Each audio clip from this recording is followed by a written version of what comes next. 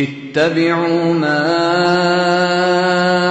أنزل إليكم من ربكم ولا تتبعوا من دونه أولياء قليلا ما تذكرون. Bismillahirrahmanirrahim. Alhamdulillahi rabbil alamin. Wassalatu wassalamu ala al-mab'uthi rahmatan lil alamin. Nabiyina Muhammad wa ala alihi wa sahbihi wa man tabi'ahum bi ihsanin ila yaumiddin, amma ba'd. Kaum muslimin dan muslimat, para pendengar dimanapun Anda berada, Assalamualaikum warahmatullahi wabarakatuh. Sebuah hadits dari Rasulullah sallallahu alaihi wasallam berisi kabar gembira yang sangat besar bagi umat ini, dan terdapat di dalamnya pelajaran-pelajaran berharga khususnya untuk kita di masa kondisi pandemi yang sedang mengitari kita. Semoga Allah Subhanahu wa taala menyegerakan kesehatan, kesembuhan dan keselamatan serta afiat untuk negeri ini dan hamba-hamba yang berada di dalamnya. Dan semoga Allah Subhanahu wa taala menjaga kita semua dari segala wabah, penyakit dan kejelekan. Innahu waliyyu dzalika wal qadiru alaih. Hadits ini diriwayatkan oleh Al-Imam Al-Bukhari dan Imam Muslim. Namun lafaz yang saya akan bacakan itu dari Sahih Al-Bukhari. Imam Al-Bukhari meriwayatkannya secara ringkas, padahal haditsnya di riwayat Bukhari dan Muslim. Haditsnya panjang dan berisi kisah dan berbagai pelajaran.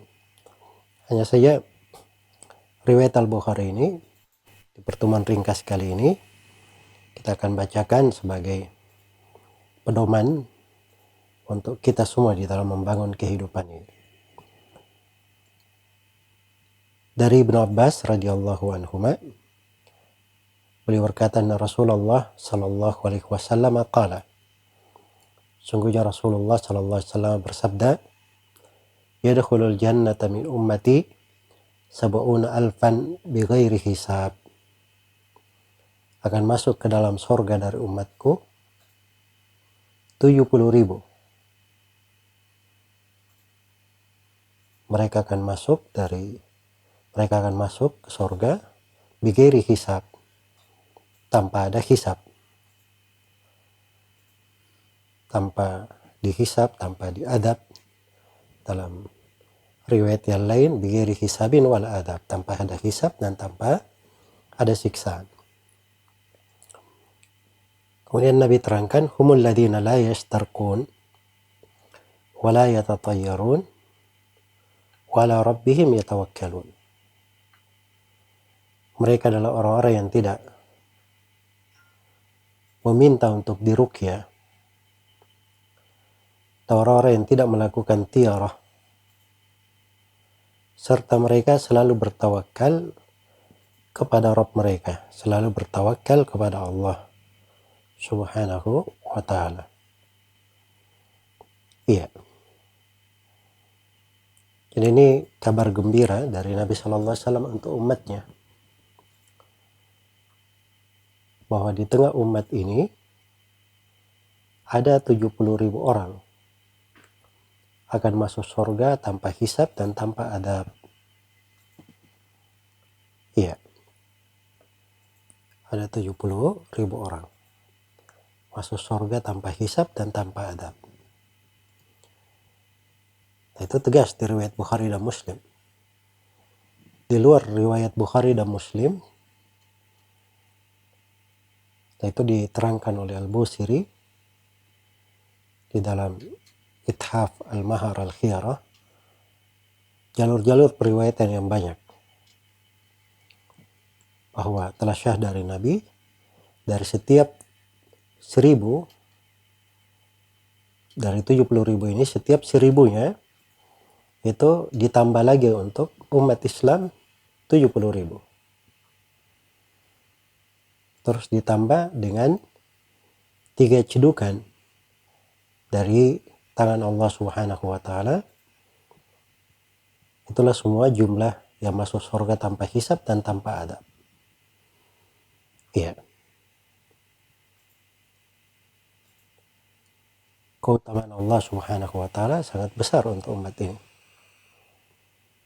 Ya 70.000, kalau setiap 1.000-nya ditambah lagi 70.000, artinya 4.900.000, ditambah lagi dengan 3 cidukan yang tidak diketahui jumlahnya kecuali Allah Subhanahu wa taala yang mengetahuinya. Dan ini keutamaan bagi umat ini. Mereka akan masuk surga tanpa hisab.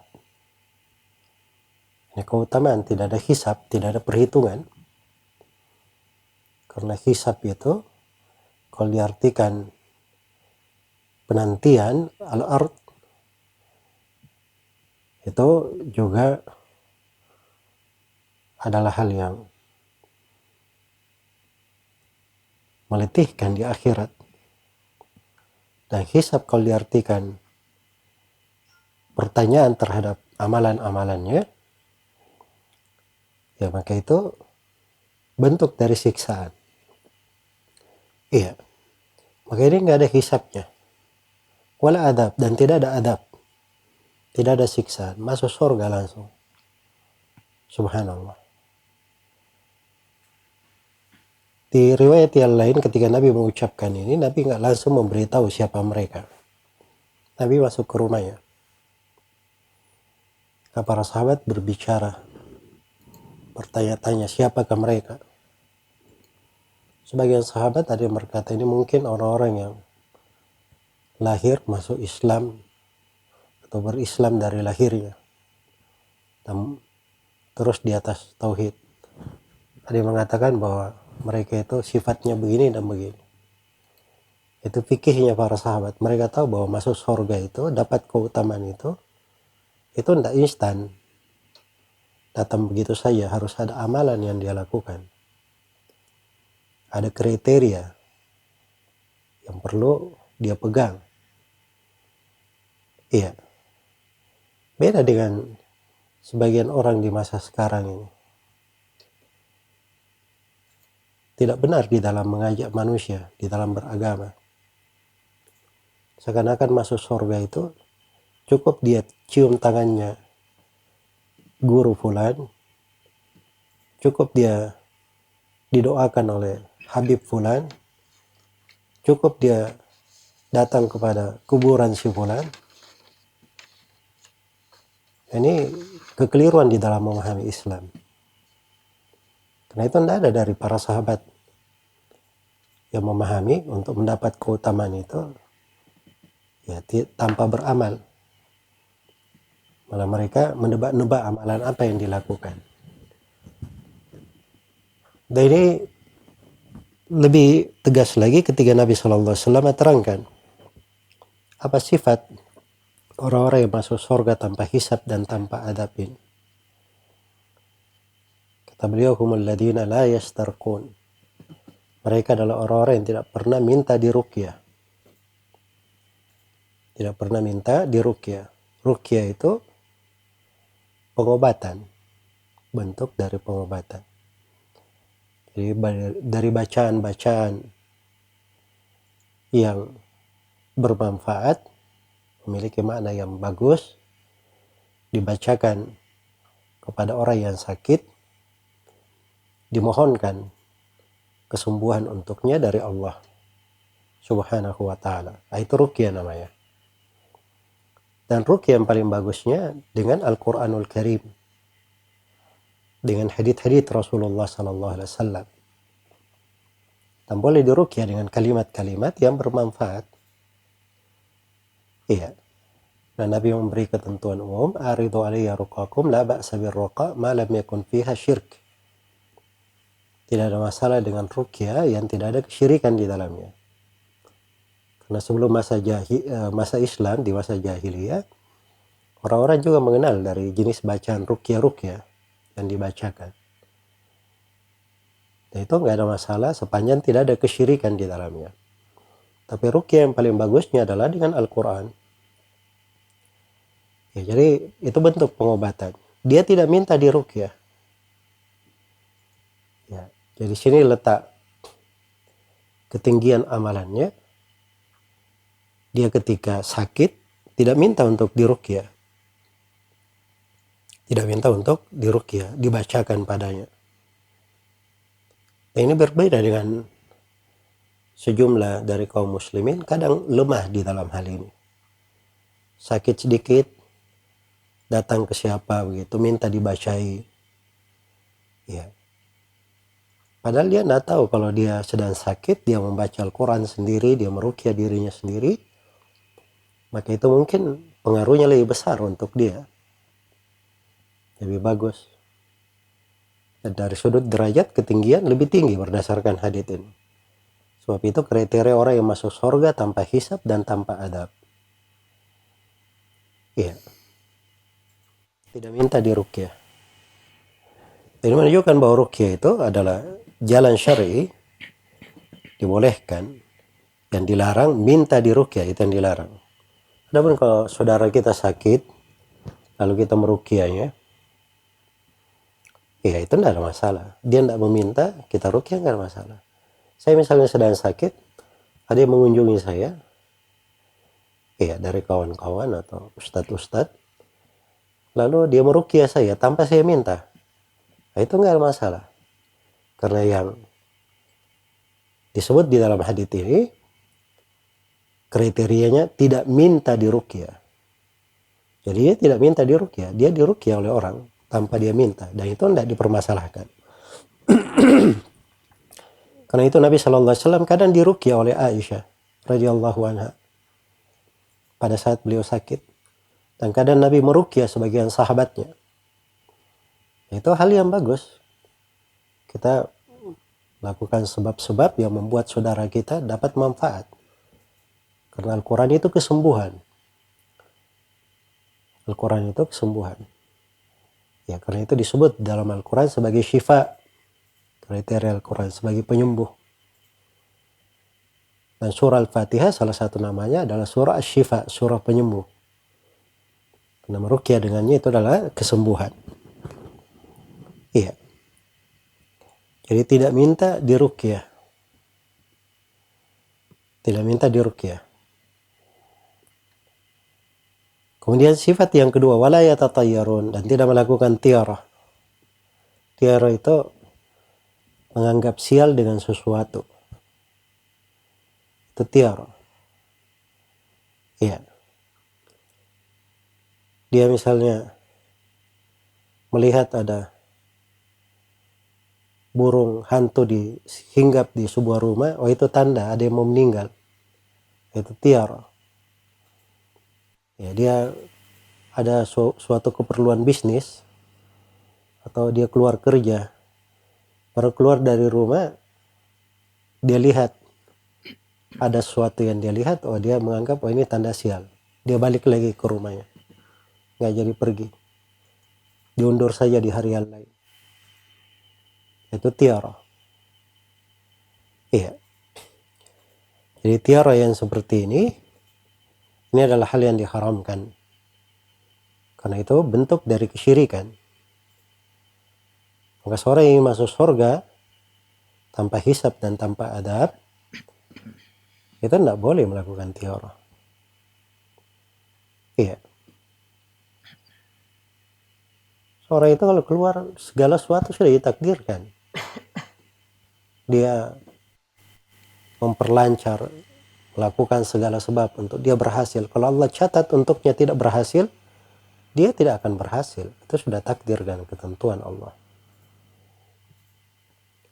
Sebagaimana sebaliknya, kalau dia terus menghindar dan menghindar, tapi Allah tetapkan itu menimpa dia, dia tak akan bisa lari dari ketentuan dan takdir Allah. Iya. Nah, itu adalah perkara yang sudah tetap dalam Al-Quran dan Sunnah dan tetap dalam kenyataan hidup manusia. Karena itu dari sifat orang yang masuk surga tanpa hisab dan tanpa adab, mereka tidak melakukan tiarah. Nah, sifat yang ketiga, wa ala rabbihim yatawakkalun. Ini di riwayat Al-Bukhari, walaupun di riwayat yang lain ada tambahannya. Dan kepada Rabb mereka, mereka selalu bertawakal. Ini sifat yang mengumpulkan semuanya. Kenapa tidak minta diruqyah? Karena tawakalnya kepada Allah. Kenapa dia tidak melakukan tiarah, tidak percaya kepada tiarah? Sebab dia tawakal kepada Allah. Orang yang selalu bertawakal kepada Allah Subhanahu wa ta'ala. Iya. Jadi ini dasar pokok. Dan ini pegangan dalam kehidupan. Tawakal ini. Karena itu kata sebagian ulama salaf rahimahumullahu ta'ala, kata Said bin Jubair, at-tawakkulu ala Allah jima'ul iman. Tawakal kepada Allah itu adalah pokok yang mengumpulkan seluruh keimanan. Adalah pokok yang mengumpulkan seluruh keimanan. Iya. Karena cabang-cabang keimanan itu berputar dan kembali kepada tawakal kepada Allah Subhanahu wa ta'ala. Dan tawakal itu adalah ketulusan, kejujuran di dalam bersandar kepada Allah. Bersandarnya hati kepada Allah. Dia mengambil sebab-sebab. Kemudian dia selalu menyandarkan nikmat kepada Allah. Ini 3 rukun di dalam tawakal. Yang pertama, kejujuran hati bersandar kepada Allah. Dan yang kedua, dia ambil sebab-sebab. Dan yang ketiga, dia sandarkan nikmat kepada Allah Subhanahu wa ta'ala. Itulah yang disebut tawakal. Iya. Ya, kalau misalnya di masa orang misalnya mau keluar rumah selamat, tidak ditabrak, dia berkendaraan tidak ditabrak, bagaimana caranya dia tawakal? Pertama, dia sandarkan perkaranya kepada Allah. Karena itu disyariatkan kalau seorang keluar rumah dia baca doa bismillahi tawakkaltu ala Allah la haula wala quwata illa billah. Tawakal, sandar hati. Kemudian yang kedua, dia ambil sebab. Ya. Kalau dia mau selamat, ya dia jalan di jalannya. Jalan di jalannya, jangan diambil di jalur orang. Iya. Seorang ketika berkendaraan, diambil di jalurnya. Iya. Kalau diambil jalur orang lain, nah pasti dia ditabrak. Nah, itu tidak mengambil sebab namanya. Nah, yang ketiga, setelah dia sampai ke tempat tujuan dengan selamat, nah itu nikmat dari Allah. Dia sandarkan bahwa nikmat ini datangnya dari Allah. Oh, jangan dia bilang, keahlian saya jago memang naik motor. Saya ahli dalam hal itu. Demikian pula di kondisi pandemi seperti ini. Bagaimana tawakal kepada Allah? Kita sandarkan segala urusan kepada Allah. Iya, kita terima tentuan dan takdir Allah. Ini ujian dan cobaan. Bagaimana bisa kita selamat di dalamnya? Kita ambil sebab-sebab. Mengambil sebab-sebab. Ikuti protokol kesehatan. Ya, jaga jarak. Jaga jarak. Ketika sakit dia berobat. Nah, begitu caranya. Itu mengambil sebab. Iya. Karena itu kalau ada yang berkata, oh tawakal saya, pergi ke masjid tidak pakai masker. Karena dasarnya ini kita pergi ibadah ini, tawakal kepada Allah. Itu tidak benar. Ini orang yang tidak mengerti apa makna tawakal. Karena itu Nabi Nuh alaihi salam ketika akan diselamatkan oleh Allah, itu disuruh bikin perahu. Sebab supaya beliau bisa selamat. Maka yang naik ke atas perahu itu semuanya selamat. Yang tidak naik di atas perahu semuanya tenggelam. Iya. Padahal kalau mau dipikir, Allah maha mampu menyelamatkan Nabi Nuh tanpa membuat perahu. Tapi itulah ketentuan Allah dalam kehidupan. Harus mengambil sebab. Harus mengambil sebab. Maryam ketika akan melahirkan, diperintah untuk berbaring di bawah pohon kurma. Dan diperintah supaya menggerakkan bagian dari ranting kurma itu. Padahal dimaklumi pokok kurma itu kuat sekali. Ditendang-tendang pun tidak jatuh. Ya. Tapi disuruh menggerakkan dari ranting kurma itu, mengambil sebab. Akan berjatuhan buah-buah kurma yang masih kuning. Biasanya yang kuning itu dia tidak jatuh sendiri biasanya. Itu dipetik baru dia datang. Ini berjatuhan. Allah mudahkan untuknya kebaikan, dia mengambil sebab. Itu memang ditentukan oleh Allah dalam kehidupan. Harus mengambil sebab. Ya. Karena itulah kata para ulama, siapa yang bertawakal kepada Allah, siapa yang mengatakan dirinya bertawakal tapi tidak bersandar kepada Allah, itu kurang dalam tauhid. Dan siapa yang berkata dia tawakal kepada Allah tapi tidak mengambil sebab, itu ada masalah di akalnya. Ada masalah di akalnya. Iya. Kemudian yang ketiga, setelah sembuh, terhindar, jangan dia berkata, ini saya sembuh karena keahlian saya jago, saya selalu di rumah misalnya, saya isolasi. Ya, itu mengambil sebab semuanya, tapi dia sembuh itu tidak kena penyakit, itu nikmat dari Allah. Dia sandarkan kepada Allah. Itulah yang disebut dengan tawakal. Jadi kalau seorang bertawakal kepada Allah dengan sebenar-benar tawakal, jaminannya dia masuk surga tanpa hisab dan tanpa adab. Ini sifat mereka diterangkan oleh Rasulullah SAW. Iya. Karena itu ujian-ujian itu kadang membuat kita itu lebih terlatih, lebih banyak lahan ketaatan. Mungkin ini saatnya kita mengontrol tawakal kita kepada Allah, bersandar penuh kepadanya. Iya. Bersandar penuh kepadanya. Mengambil sebab, bergotong royong di dalam menjaga dan menghindarkan manusia dari kejelekan, agar supaya seorang itu masuk ke dalam golongan hamba-hamba Allah yang bertawakal kepadanya. Selain daripada itu, tawakal memiliki berbagai keutamaan. Di antaranya Allah berfirman, "Wa may yatawakkal 'alallahi fahuwa hasbuh." Barang siapa yang bertawakal kepada Allah, maka dialah Allah yang akan mencukupinya. Itu sebab yang menyebabkan dia dicukupi oleh Allah. Dalam hadits Umar bin Khattab, riwayat Imam Ahmad dan selainnya, Rasulullah SAW bersabda, "Law annakum tatawakkaluna 'ala Allahi haqqa tawakkuli, la razaqakum kama turzaqut tayr. Taqdu khimasa wa taruhu bitana." Jadi kata kalian itu bertawakal kepada Allah dengan sebenar-benar tawakal, maka Allah akan memberi rezeki kepada kalian seperti burung diberi rezeki. Itu luar biasa ya perumpamaan yang pendekatan yang disebutkan oleh Nabi di sini. Diberi rezeki sebagaimana burung diberi rezeki.